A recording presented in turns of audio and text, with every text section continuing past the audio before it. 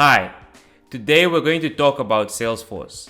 If you're part of a sales operations team or you run a business with multiple sales reps using Salesforce, then you probably have come across the problem of managing how people are using Salesforce and giving the appropriate training. It is really hard to make sure that things are neat and tidy in Salesforce and that everybody, as they go through different stages with different leads, are recording the appropriate information and updating Salesforce in the way that you're supposed to. And this problem gets even more complicated at larger organizations that build out custom workflows and as well as integrate different apps to their Salesforce org or ecosystem.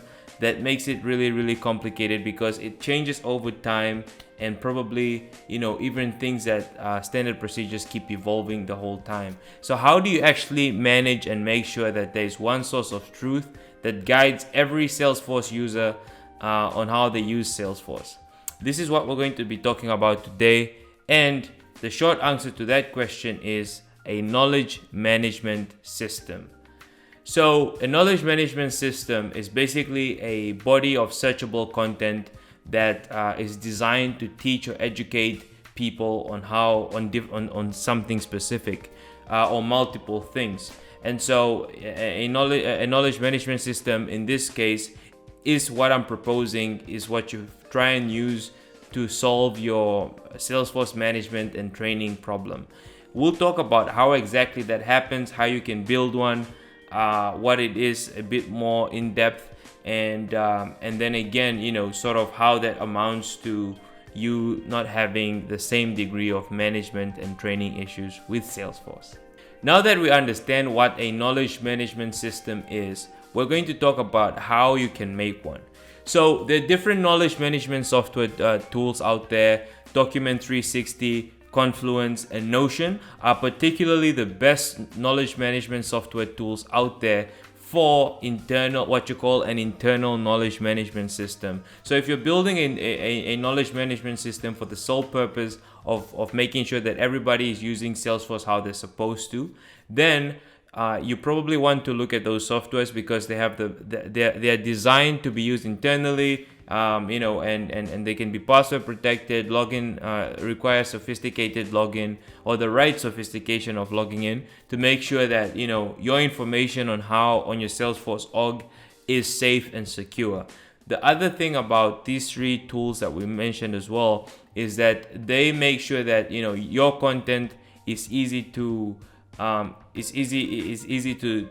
segment, so you can segment and block off certain parts of your knowledge management system based on different types of users or employees within your organization. For instance, sales reps could be limited to one set of the knowledge management system that you build out about your Salesforce org, and then a sales operations team could have access to all the content or all corners of this knowledge management system tool.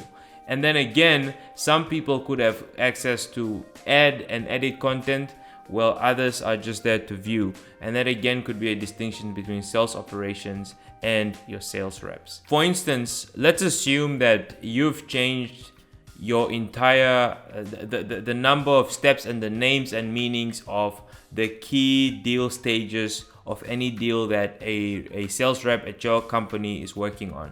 So before it was a 5-step process, now it is an 8-step process. So you could launch an entire section on your knowledge management system with a series of either videos or articles that you write out, and all those forms of media supported by the three tools I mentioned earlier. But you could create a series of videos or articles that detail this new change. So probably the first article would explain, what is the actual and key difference or in change within your the different stages of a deal.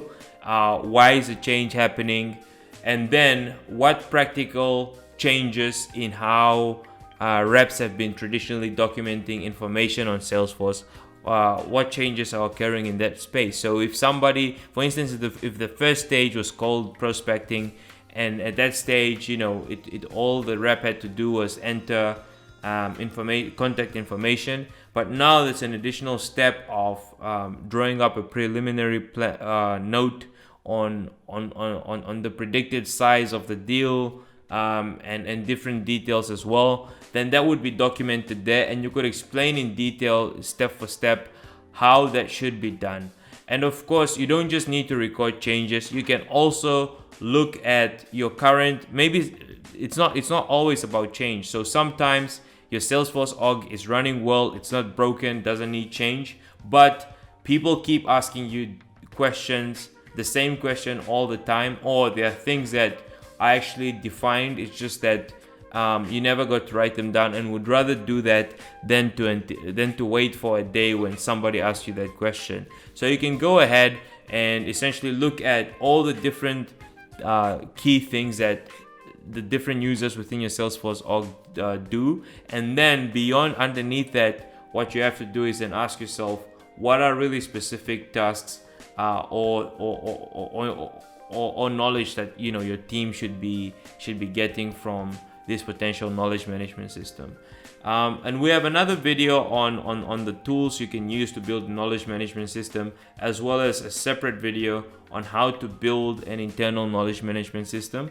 But this video just focuses on introducing and explaining really how a knowledge management system is very, very useful for a Salesforce use case. In conclusion, an internal knowledge management system built on Document 360, Notion, or Confluence is really, really great for any organization that uses Salesforce. It can help them, it can help everybody who uses their Salesforce org to be very efficient, and the people who are experts on the Salesforce org do not have to be bothered all the time with questions about how to do simple things within Salesforce.